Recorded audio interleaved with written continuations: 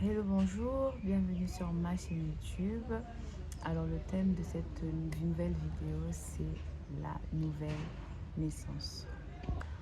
Donc je vais lire Jean chapitre 3, du verset 3 à 5. Il est écrit, Jésus lui répondit, en vérité, je te le dis, à moins de naître de nouveau, personne ne peut voir le royaume de Dieu. Nicodème lui dit, comment un homme peut-il naître quand il est vieux? Peut-il une seconde fois entrer dans le ventre de sa mère et naître? Verset 5, Jésus répondit, en vérité, je te le dis, à moins de naître d'eau et d'esprit, on ne peut entrer dans le royaume de Dieu. Donc, comme je le disais, le thème de cette vidéo, c'est la nouvelle naissance. Et je pensais également à un thème en anglais, Are you born again or you must be born again? Donc, voilà. Donc, c'est ça, la nouvelle naissance. Et c'est vrai que j'ai pas vraiment pris le temps de méditer comme je l'aurais souhaité. Toutefois, au verset 3, il est écrit, en vérité, je te le dis, à moins de naître de nouveau, personne ne peut voir le royaume de Dieu. Et donc ici, on peut se poser la question, qu'est-ce que signifie naître de nouveau?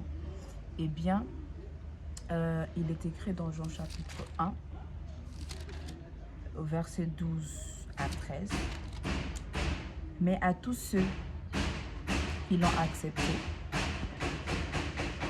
à ceux qui croient en son nom, elle a donné le droit de devenir enfants de Dieu, puisqu'ils sont nés, non du fait de la nature, ni par une volonté humaine, ni par la volonté d'un mari, mais qu'ils sont nés de Dieu. Et donc ici, on voit que c'est la condition de toute personne qui accepte Jésus-Christ dans sa vie comme son Seigneur et Sauveur. Et c'est à ce moment-là qu'on peut parler de nouvelle naissance. Donc, comme on disait, c'est quoi la nouvelle naissance? La nouvelle naissance, c'est un événement qui se produit lorsque l'on décide de recevoir Jésus-Christ dans sa vie comme son Seigneur et Sauveur. Donc voilà, quand on décide d'accepter Christ, de l'inviter dans notre vie. Et oui, c'est ça. Et ce verset de Jean 1, verset 12 à 13, justement, confirme, et il y a même le Romains 10, verset 9, qui, justement, alors qu'il est écrit que si tu confesses de ta bouche le Seigneur Jésus, si tu crois dans ton cœur que Dieu l'a ressuscité des morts, tu seras sauvé. Tous ces versets-là nous montrent justement, c'est un cheminement, parce que Romains 10, verset 9, c'est lorsque tu décides de suivre Jésus-Christ, et Jean 1, verset 12 à 13, c'est lorsque tu as pris la décision, c'est la condition en fait de quelqu'un qui décide de recevoir Jésus-Christ. Et puisqu'il a reçu Jésus-Christ, il devient un enfant de Dieu, il naît de Dieu. Et naître de Dieu, ça signifie simplement naître d'esprit.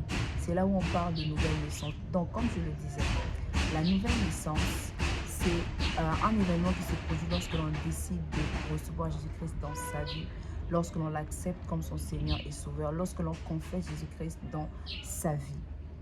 Et puisqu'on reçoit Jésus-Christ, qu'est-ce qui va se passer? Il y a la naissance d'esprit, justement, puisqu'il a dit en vérité, je te le dis, à moins de naître de nouveau, personne ne peut voir le royaume de Dieu. Au verset 5, il dit, je te le dis, à moins de naître d'eau et d'esprit, on ne peut entrer dans le royaume de Dieu.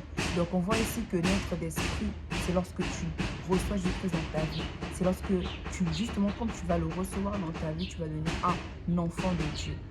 Donc c'est ça que je peux dire. Allez au verset 5, il dit, à moins de naître d'eau et d'esprit. Donc on voit que la naissance d'eau et d'esprit, ce sont des conditions sine qua non qui... La naissance d'eau et d'esprit, ce sont deux événements justement qui se passent lorsque l'on reçoit Jésus-Christ. Bien évidemment, la naissance d'esprit, c'est lorsque tu as accepté Jésus-Christ dans ta vie. Et ensuite, la naissance d'eau, c'est lorsque, puisque tu as reçu Jésus-Christ, tu matérialises ton engagement par le baptême. Voilà, la naissance d'eau, c'est le baptême. Et donc, quand on reçoit Jésus-Christ, qu'est-ce qui se passe?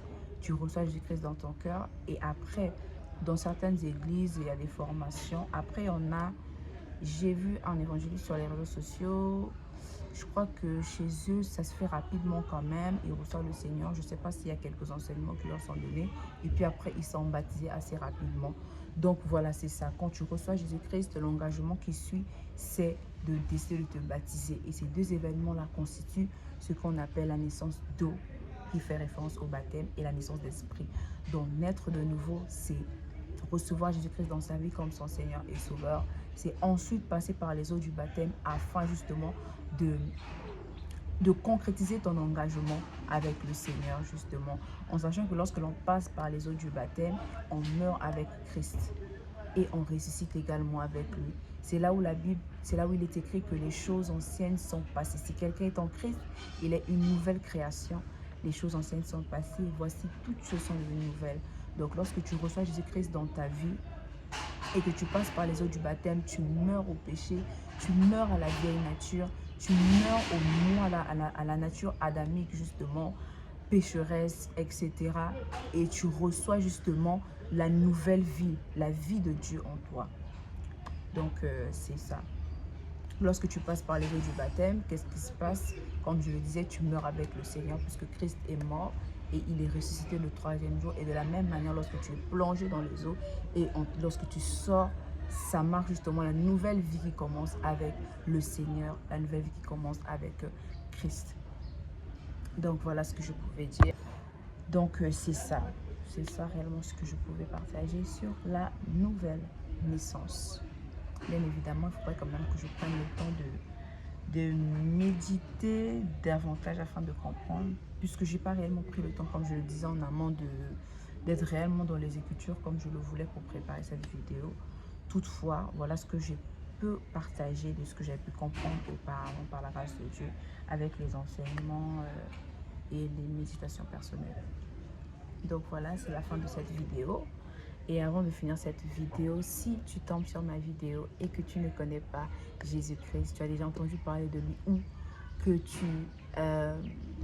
tu vas souvent à l'église, voilà, vous allez à l'église, vous avez certainement déjà entendu parler de ce que Jésus-Christ a fait pour voir la croix, mais vous n'avez jamais pris l'engagement de marcher avec le Seigneur, de le suivre et donc de vous engager avec lui.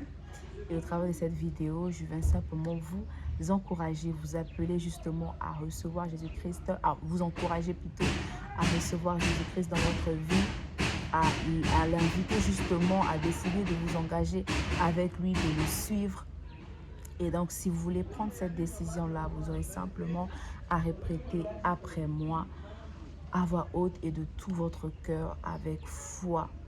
Seigneur Jésus-Christ, aujourd'hui, j'ai entendu ta parole et je crois que tu es mort pour mes péchés. Je crois qu'il n'y a de salut en aucun autre que toi.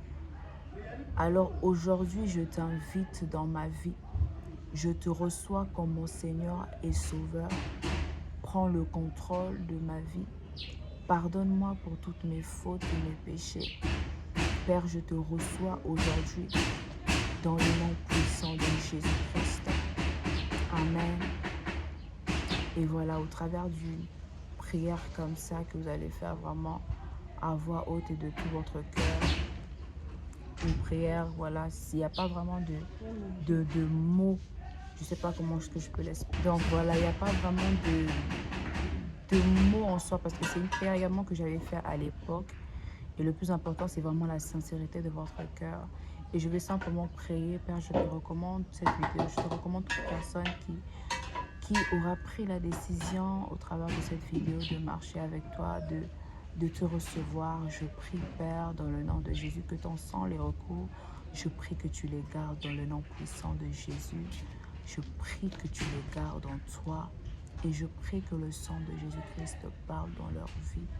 Je prie qu'ils restent fermes dans cette décision qu'ils ont prise ou qu'elle a prise, peu importe la personne qui va décider de le faire, de te recevoir dans le nom puissant de Jésus. Garde-les au nom puissant de Jésus-Christ.